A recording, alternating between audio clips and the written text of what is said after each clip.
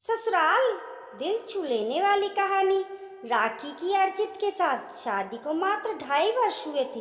बेटे की शादी हो गई, घर में बहू आ गई। माता पिता की खुशी का ठिकाना न था। लेकिन ससुराल में राखी का मन नहीं लग रहा था, क्योंकि ससुराल के माहौल में वह अभी भी पूरी तरह रम नहीं पाई थी। उसके सास ससुर पुराने विचारों के थे और वह अभी भी चटाई पर बैठकर खाना खाते थे। पानी हमेशा बैठकर ही पीना पसंद करते थे। उन्हें अपने पारंपरिक तौर तरीकों से रहना पसंद था। उनका यही लाइफ स्टाइल राखी को पसंद नहीं था। उसे लगता था इनकी लाइफ का कोई स्टैंडर्ड ही नहीं है। अभी तक डाइनिंग टेबल पर बैठकर खाना खाने की आदत नहीं डाल पाए। वैसे तो अच्छे खासे पढ़े लिखे हैं, लेकिन रहन सहन के सारे तौर तरीके पुराने हैं। सास सुबह सुबह नहाकर ही रसोई बनाने पर जोर देती है, फिर चाहे खाना बनाने में पसीना पसीना ही क्यों ना हो जाए। हालांकि अर्जित राखी को बहुत चाहते हैं और उसका हर तरह से ख्याल भी रखता है, लेकिन पुराने लाइफ स्टाइल की वजह से राखी को अब लगता है कि उसके पापा ने कैसी जगह शादी कर दी।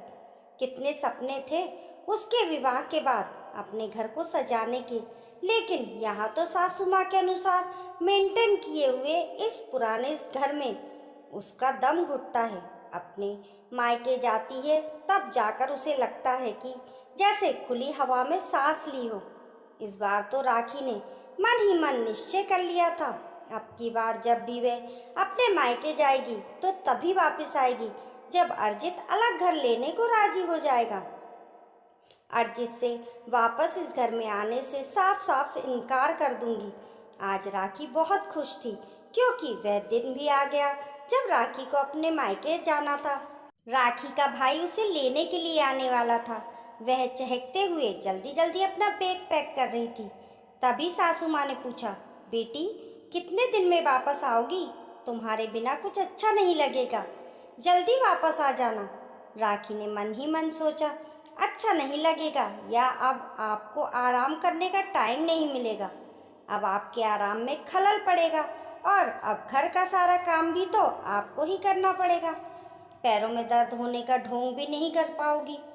परंतु ऊपरी दिखावे में राखी ने कहा, इतने दिनों बाद माँ के घर जा रही हूँ तो महीने 2 महीने तो रह के ही आऊँगी।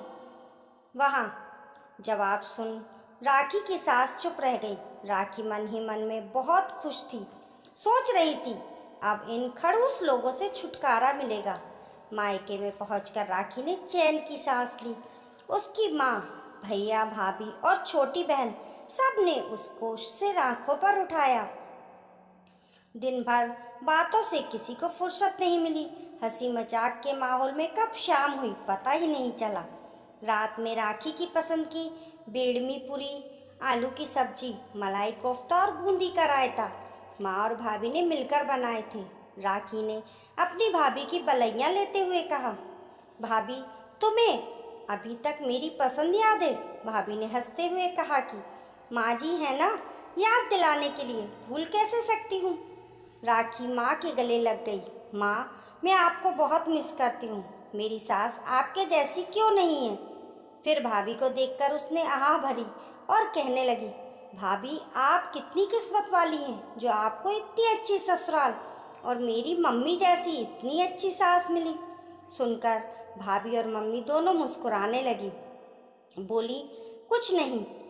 अगले दिन राखी ने सुना उसकी भाभी भैया से कह रही थी, आप कैसी बात करते हो, मैं दीदी और माँ के साथ बाजार नहीं जाना चाहती, मुझे आपके साथ जाना है। मैं कितने दिनों से सोच रही थी आपके साथ जाकर अपने पसंद की शॉपिंग करूंगी और आप हैं कि फिर मना कर रहे हैं। मैं सिर्फ और सिर्फ आप ही के साथ बाजार जाऊंगी बस। भैया धीमी आवाज में बोले, दीदी आई है ना, तो उनके साथ जाने में तुम्हें क्या परेशानी है? माँ के साथ जाओगी तो माँ भी खुश हो जाएंगी ना, हम फिर कभी चलेंगे। भाभी बोली, वे आपकी माँ हैं, आप जाओ उनके साथ, मुझे नहीं जाना। राखी इससे ज़्यादा नहीं सुन सकी।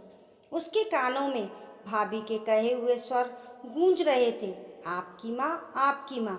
राखी सोचने लगी, तो क्या भाभी के मन में भी माँ के प्रति अपनेपन का वैसा भाव नहीं है जैसा मैं सोचती थी?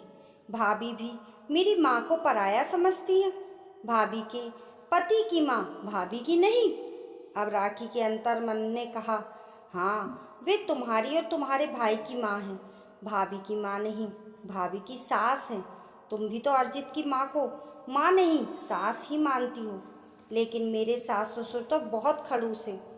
अपने अंतर्मन से बचाव किया तो तुम्हारी भाभी की नज़र में तुम्हारी माँ खड़ूस होगी, राखी की अंतरात्मा ने जवाब दिया।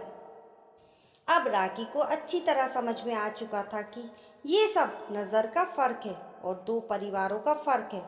जिस प्रकार दो लोग एक जैसे नहीं हो सकते, वैसे ही दो परिवार भी एक जैसे नहीं हो सकते।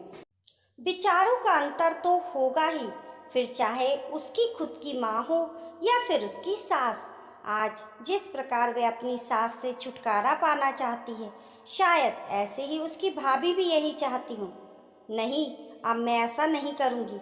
मैं अर्जित को उसके माता पिता से अलग करने की भूल नहीं करूँगी। राखी कितना गलत थी, उसको अपनी गलती का एहसास हो चुका था। आज जब राखी ससुराल पहुंची तो ममतामयी सास को अपनी बहू की राह निहारते हुए पाया।